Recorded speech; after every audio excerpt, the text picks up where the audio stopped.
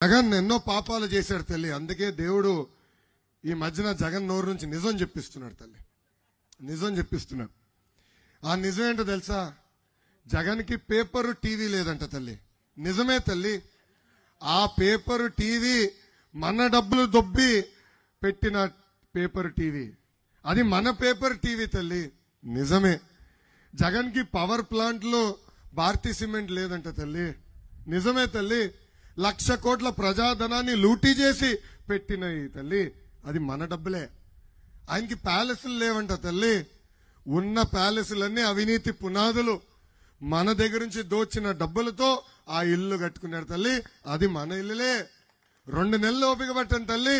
ఆ ఆస్తులన్నీ జప్తు చేసి ఆ డబ్బులు తిరిగి ప్రజలకు అందించే బాధ్యత కూడా నేను తీసుకుంటాను.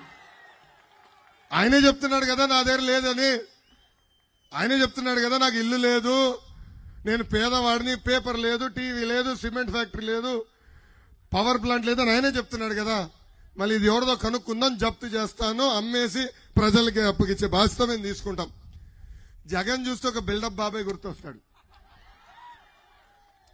అందుకే యాత్ర 2 సినిమా తీశారు. అది కాసా తుస్ యాత్ర అయింది. మొదటి షోకి కూడా ఎవరు వెళ్ళేదానికి సిద్ధంగా లేరు.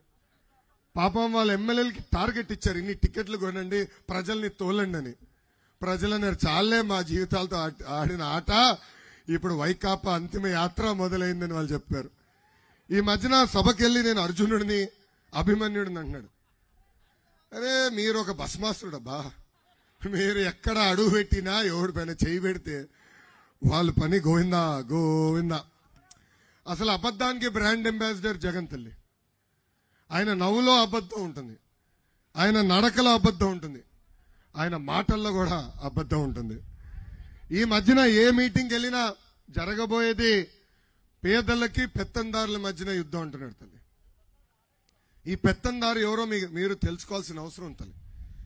1,00,000 కోట్ల ఆస్తి ఉన్నవాడు, 1,00,000 రూపాయలు చెప్పులేసుకుని తిరిగేవాడు, 1,000 రూపాయలు విలువైన వాటర్ నీళ్లు తాగేవాడు, హైదరాబాద్, బెంగళూరు, తాడేపల్లి, ఇడుపలపాయలో, ఇప్పుడు విశాఖపట్నంలో ప్యాలెస్ కట్టుకున్న వ్యక్తి జగన్. ఆయన పెత్తందాడు. రాబోయే 2 నెలల్లో మనకి జగన్ అహంకారానికి ప్రజల ఆత్మ గౌరవం మధ్యన యుద్ధం జరగబోతుంది. ఇది ప్రజలందరూ ఒక్కసారి గుర్తుపెట్టుకోవాల్సిందిగా నేను కోరుతున్నా. జగన్ ఒక జలగలాంటి వాడు.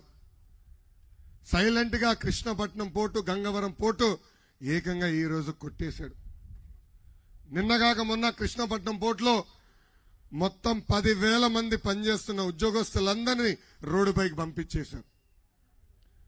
అది దానిపైన పెద్ద ఎత్తున తెలుగుదేశం పార్టీ నాయకులందరూ పోరాడితే కేరళలో భర్తీ లేదని ఖాళీ కంటైనర్ షిప్ తీసుకొచ్చి కృష్ణపట్నం పోర్టులో పెట్టారు. అది తెలుసుకున్న నెల్లూరు నాయకులు, అక్కడ కోర్టు దొంగ ఉన్నాడులే కాకాని గోవర్ధన్ రెడ్డి, కోర్టులోనే దొంగతనం చేశాడు తెల్ల ఆయన. ఆ కాకాని గోవర్ధన్ రెడ్డి రాత్రి వెళ్ళి అక్కడ ఒక వీడియో సినిమా తీసి ఏకంగా పోర్టులో ఏదో అద్భుతాలు జరుగుతున్నాయని చూపించారు. అక్కడ పనిచేస్తున్న కార్మికులు బయటికి వచ్చి జరుగుతున్న నిజాలు చెప్పారు. కనుకనే మనందరం వాస్తవాలు తెలుసుకున్నాం.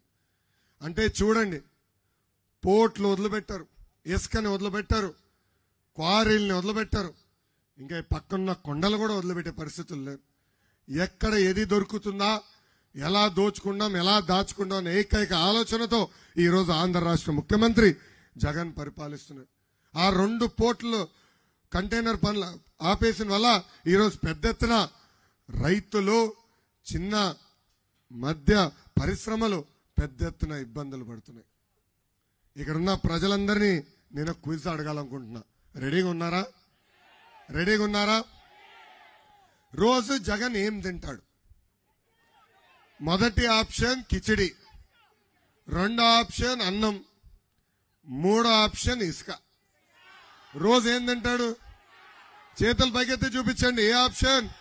3వ ఆప్షన్. ఇసుక ద్వారా రోజు జగన్ ఎంత సంపాదిస్తున్నాడు తెలుసా? 3 కోట్ల రూపాయలు. నెలకి 90 కోట్ల రూపాయలు, సంవత్సరానికి 1,080 కోట్ల రూపాయలు. 5 సంవత్సరాలు 5,400 కోట్ల రూపాయలు ప్రజాధనాన్ని లూటీ చేశాడు. 2019 ఎన్నికల ముందల ట్రాక్టర్ ఇసుక 1000 రూపాయలు ఉన్నప్పుడు జగన్ పంది కొక్కుల్లాగా ఇసుక తింటున్నారన్నారు. ఇప్పుడు అదే ట్రాక్టర్ ఇసుక దాదాపు 5,000 రూపాయలు అయింది, 6,000 అయింది. ఇప్పుడు అడుగుతున్నా జగన్ని, ఏ పంది కొక్కు ఏ ఇసుక తింటున్నాడు? జగన్ అడగాలనుకున్నా, ఇసుక రుచి బాగుందా? 2 నెలలు ఓపిక పట్టి జగన్ వడ్డీతో సహా ప్రతిదీ కక్కిచ్చే బాధ్యత వ్యక్తిగతంగా నేను తీసుకుంటా. ఒకసారి మీరందరూ ఫోన్లు బయటికి తీయాలి, తీసి గూగుల్లో 6093 అని కొట్టండి. 6093 కొట్టండి. ఖైదీ నంబర్ 6093. 6093 కొడితే ఖైదీ జగన్ ఫోటోలు వస్తాయి తల్లి.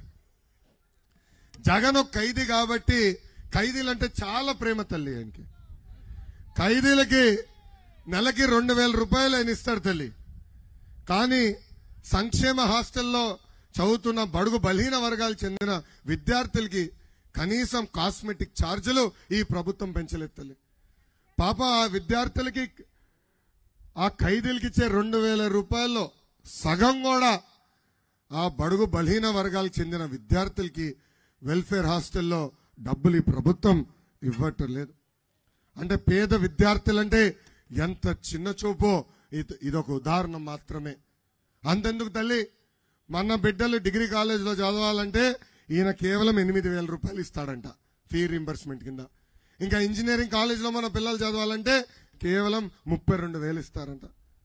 ఈ ఫీజుతో ఎవరన్నా మన పిల్లల్ని బాగా చదివించగలుగుతామా? లేదు. ఆయన పిల్లల మటుకు విదేశాల్లో చదవచ్చు, పెద్ద పెద్ద స్కూల్లో చదవచ్చు. కానీ గతంలో బాబు గారు ఇచ్చిన విదేశీ విద్య కూడా ఈ రోజు ఈ ప్రభుత్వం రద్దు చేసే పరిస్థితికి వచ్చింది. అందుకే 2 నెలల్లో తెలుగుదేశం జనసేన ప్రభుత్వం ఏర్పడుతుంది. మూసేసిన విదేశీ విద్య అమలు చేస్తాం.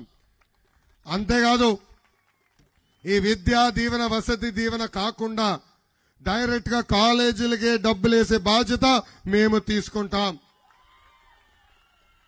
ఈ రోజు హాల్ టికెట్ కావాలంటే మీరు డబ్బులు కట్టాల్సి వస్తుంది. ఈ రోజు మార్క్ లిస్ట్ కావాలంటే మీరు డబ్బులు కట్టాల్సి వస్తుంది. ఆ పరిస్థితి రాకుండా చేసే బాధ్యత మేము తీసుకుంటామని ఈ సభాముఖం మీకు తెలుపుతున్నాం. ఇంకా జగన్ ఒక అద్భుతమైన కటింగ్ ఫిట్టింగ్ మాస్టర్ తల్లి. ఆయనకి 2 బటన్లు ఉన్నాయి.